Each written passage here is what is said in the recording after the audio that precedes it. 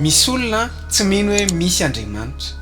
Izay indray no jerentsika ao anatin'ity vidéo ity hitantara tantara anankiray aminareo izahay aiza miala ary manasanao anaraka an'izany hatramin'ny farany aorian'ny générique.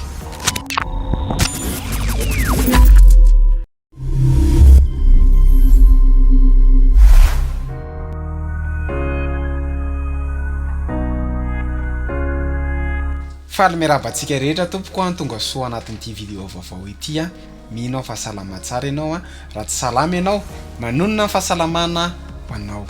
Hitantara tantara kely anankiray ho anao izahay. Indray andro nisy lehilahy anankiray niety volo tao amin'ny coiffure tao amin'ny mpanety.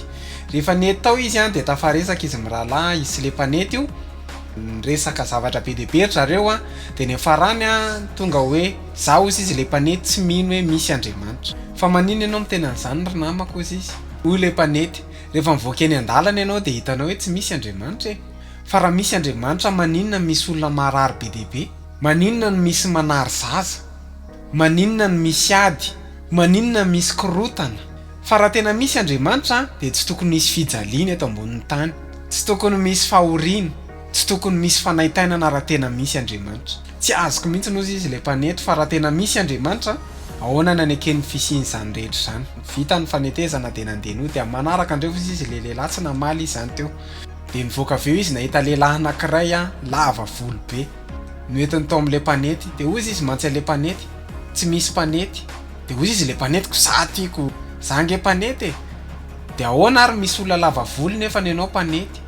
Dia hoy izy le mpanety izy ny tsy manantona aty amina dia izay mahatonga azy lava volo, izy ny tsy te ety. Tena misy mpanety fa tsy manantona aty amiko le olona etezana. Dia hoy izy le lehilahy eo tena marina izany teninao izany tena misy koa Andriamanitra fa ny olona tsy manantona an'Andriamanitra dia izay mahatonga ny korotana sy ny ady. Hoy ny Baiboly ny adala no manao anakapo hoe tsy misy Andriamanitra. Tahanao Andriamanitra. Raha nahafinaritra anao video dia aiza misalasala milike sy micommente sy mipartager. Raha mbola tsy abonné ny page ianao dia manasa anao hisabonina amin'ny page amin'ny herin'ny an'ito izao indray veloma tompoko.